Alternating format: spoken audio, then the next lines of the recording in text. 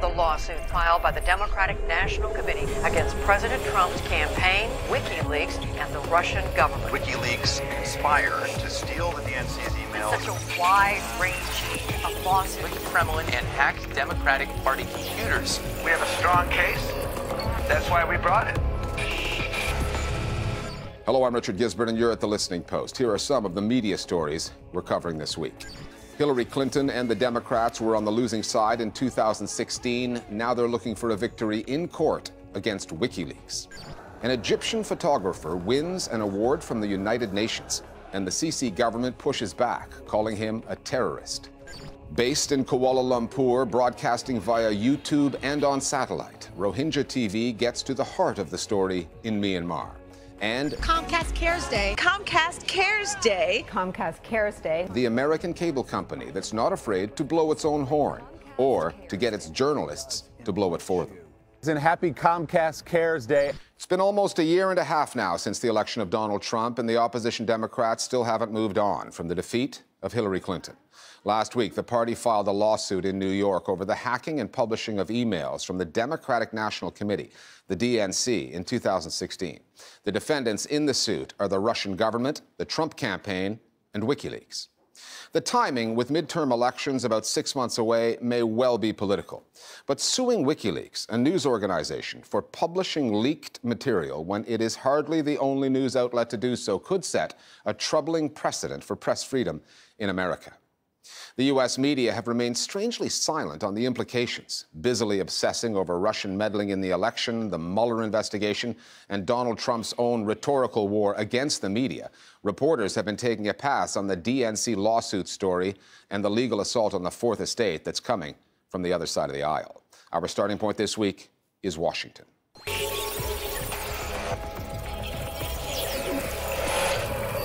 Suing Russia for a multi-million-dollar amount. Some have called this a political stunt by the DNC. This complaint alleges that the Trump campaign was essentially a racketeering enterprise. That's a pretty serious allegation. What does this do vis-a-vis the Mueller investigation? Because In the coverage of this lawsuit, 3 of the 4 principals involved are getting most of the attention. The plaintiff, the DNC, which is the governing body of the Democratic Party, and 2 of the defendants, the Russian government and the Trump campaign. The 4th element, which operates on the margins of the Fourth Estate, is WikiLeaks. The DNC is suing WikiLeaks because they're the central player. If it weren't for their platform, if it weren't for WikiLeaks essentially conspiring with Russian operatives, this wouldn't have been a story. And it wasn't just a platform. I mean, they marketed these emails. They were reaching out to the reporters. So you can't really, I don't think, if you're the DNC, file a lawsuit and ignore the role of WikiLeaks in all of this. The DNC has, instead of engaging in internal reforms and self-criticism, has doubled down and blamed WikiLeaks. WikiLeaks exposed that the Hillary Clinton campaign and the DNC conspired to prevent Bernie Sanders from actually having a fair shot in the primary, made sure that Hillary Clinton always was going to be the candidate. Could be president. And it's very clear that this is a concerted attempt by the DNC to blame multiple external actors for its own internal problems that led to its own loss in the 2016 presidential election.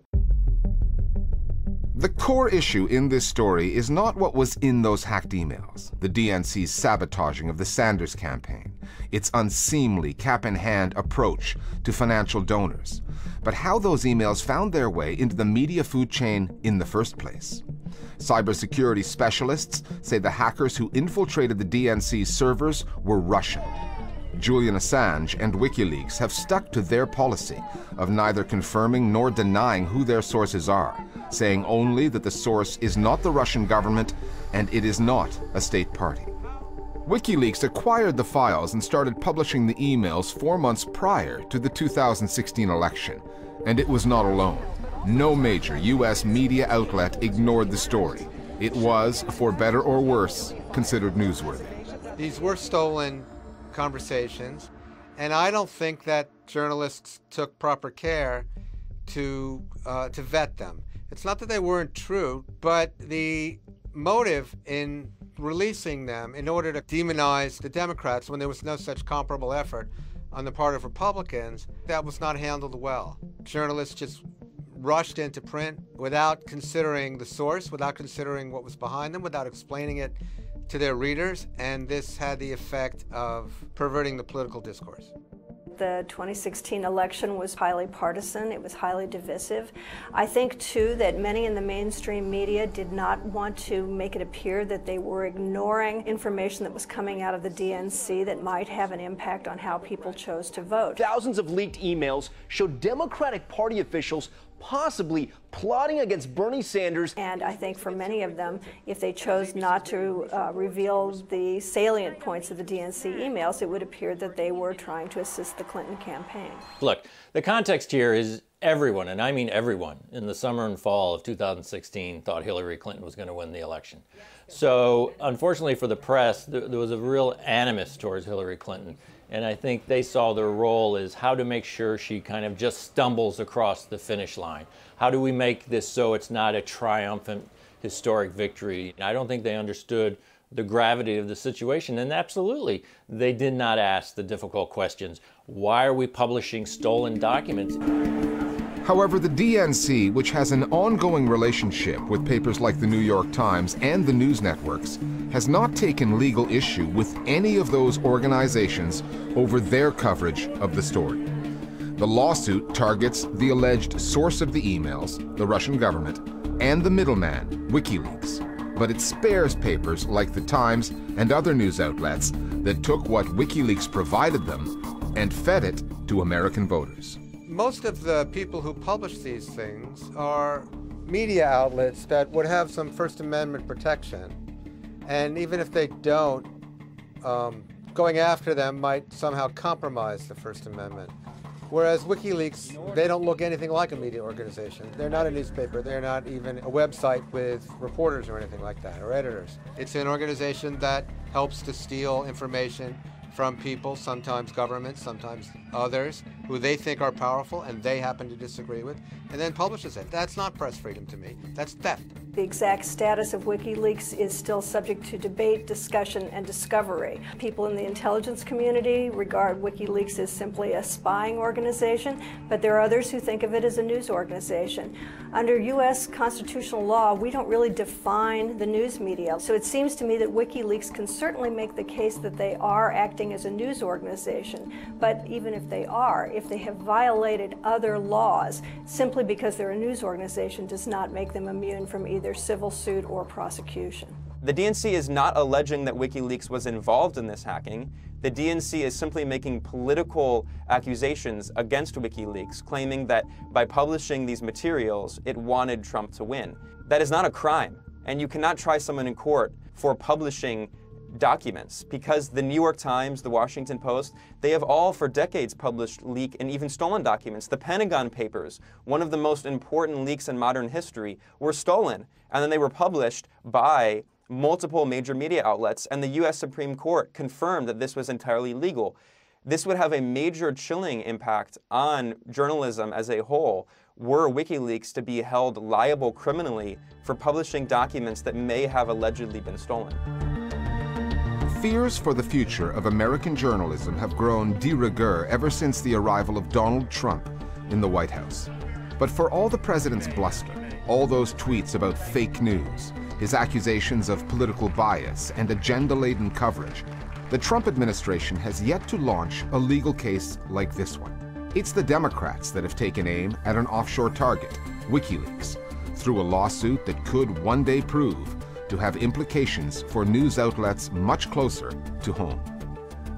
I don't see the Democrats going after the press. I see the Democrats as being allied with the press in trying to expose the attack that Donald Trump is leveling both on the press and on the fundamental aspects of American democracy. I would be concerned if they were going after a legitimate press organization's internal workings, but they're not. They're going after WikiLeaks, which is in the business of stealing. Many of those who dislike WikiLeaks, who consider it to be an extremely problematic organization, would say that this kind of lawsuit against them is perfectly acceptable and has no First Amendment ramifications. I disagree. I think a broad interpretation of the First Amendment would cover WikiLeaks. So I would hope that news organizations would focus not on WikiLeaks, but rather on the principles that are at stake. If this is a successful campaign against WikiLeaks, it would have ramifications for other news organizations.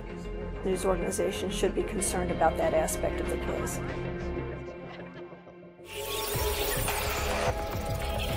We're discussing other media stories that are on our radar today with one of our producers, Flo Phillips. Flo, this past week, UNESCO announced that it's giving its World Press Freedom Award for 2018 to an imprisoned Egyptian photojournalist, Mahmoud Abu Zaid. But this hasn't gone down well with the authorities in Cairo, has it? No, and they've made their unhappiness known. Egypt's foreign ministry says Abu Zaid, who's better known as Shawkan, was involved in terrorism. It also warned UNESCO, even before the award was announced, that to recognise Shawkan in this way involves contempt for the state of law. But just on that point, the law. Shawkan has been in prison now without charge for nearly 5 years. Egyptian law stipulates no one can be held without charge for more than 2 years, and the prosecution has made all kinds of accusations, including one of attempted murder, but has failed to back that up with any evidence, let alone a formal charge. And how has Shawkan's award gone down in the Egyptian news media, the vast majority of which backs the Sisi government unreservedly? Well, they're not exactly basking in national pride on behalf of their colleague. Egyptian TV talk show hosts like Ahmed Musa are among the government's loudest backers. ده إرهابي. تيجي منظمة النهارده تقول لك نديله جايزة. جايزة تكريم على تكريم على انه بيقتل الناس وبتكرموه. بسم الله ما شاء الله. ايه منظمات بتاعة العالم ديت؟ Shawkan was arrested back in 2013 while covering a pro-Muslim Brotherhood protest in Cairo. He denies all allegations against him. The UNESCO jury president, Maria Ressa, said that this award pays tribute to Shawkan's courage, resistance and commitment to freedom of expression. And Shawkan is not alone. Egypt has at least 20 journalists behind bars. Only Turkey and China have more. Now, that number includes an Al Jazeera journalist, Mahmoud Hussein, who spent almost 500 days in jail, again in Cairo, and again without charge. You've also been looking at the decidedly low-tech information war that's been taking place along the border between North and South Korea. More like what's not taking place anymore. Ever since North Korea's fourth nuclear test just over a year ago, South Korea had been pumping out propaganda, news, pop music, from loudspeakers along the border. North Korea retaliated with its own broadcast, as well as launching balloons with leaflets carrying anti-South Korean messages. But just ahead of Friday's summit between the two Korean leaders, South Korea's military announced it was putting a stop to its propaganda to ease military tension, it said, between the two Koreas and to create a peaceful environment. And the coverage of the summit itself, issues like access, live broadcasts, all of that had to be worked out between two governments that take vastly different approaches to the media. And because the meeting was unprecedented. No North Korean leader had set foot in South Korea since 1953. So it took a lot of negotiating with Pyongyang to allow live television broadcasts for key parts of the summit. And with the upcoming meeting between President Trump and North Korea's Kim Jong-un, it's going to be interesting to see what kind of media access the North Koreans will agree to. Not that that has stopped Trump from getting out in front of this story, treating the outcome as a done deal. He tweeted that the North has agreed to denuclearization, so great for the world, site closure and no more testing. OK. Thanks, Flo. Since the military campaign against Myanmar's Rohingya minority began 8 months ago, almost 750,000 Rohingya Muslims have taken flight across the border and into Bangladesh. From the outset, Myanmar's government has tried to control the narrative, denying journalists access to the story, intimidating them, and dismissing accusations of arson, rape, and mass murder by Myanmar's security forces as fake news. Because they've been kept at a distance, the international media and NGOs have struggled to get the facts. But there is one broadcaster still reporting from the inside, Rohingya Vision TV. Run by exiled Rohingya, the network relies on undercover reporters to get information out. And the stories they tell contest the Myanmar government's version of events, as well as the national media outlets that have closed ranks with the authorities. The Listening Post's Johanna Hoos now on the perilous state of media freedom in Myanmar, and the news network telling the Rohingya story their way.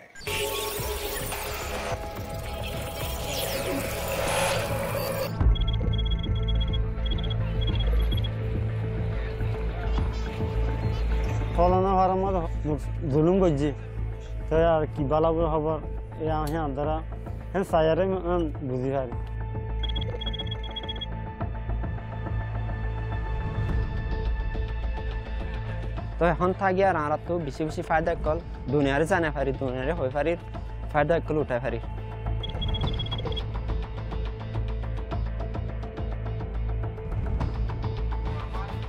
করে আরাহিন দিলা সুকরে লতাই তো মানে লনা দিন বিশ্বাস না করে লতাই দিন বিশ্বাস করি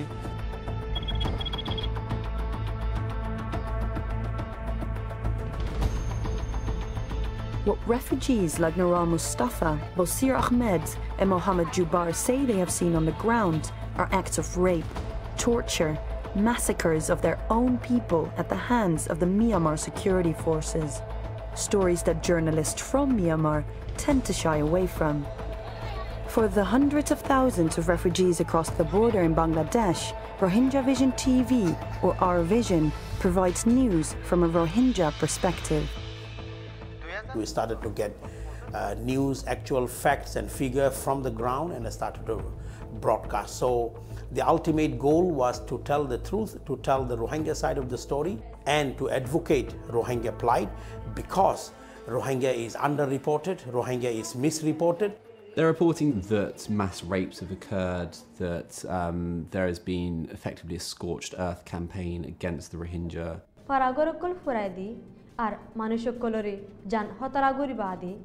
That, you know, women and children have been executed along with men. Rohingya Vision TV help to sort of counter this idea that it is just a targeted operation to weed out Rohingya militants.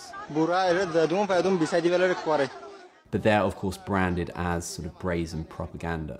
And they've been targeted with relentless attempts to discredit them. We saw at the start of the crisis in August, Rohingya Vision TV very accurately reporting what was going on, the number of people that were fleeing, the scale of the violence.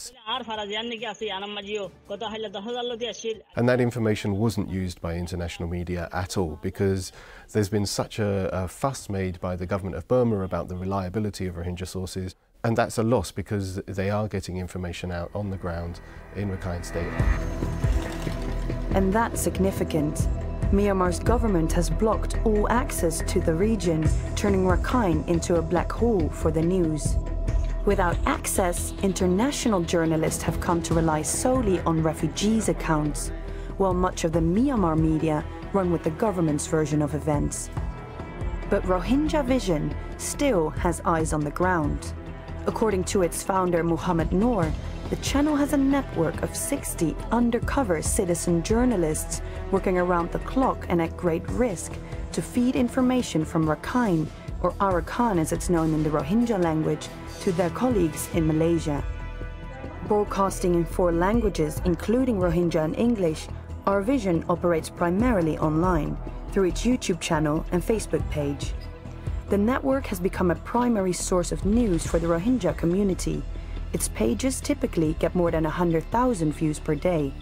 Our vision is very unique, and it is the world first of its kind.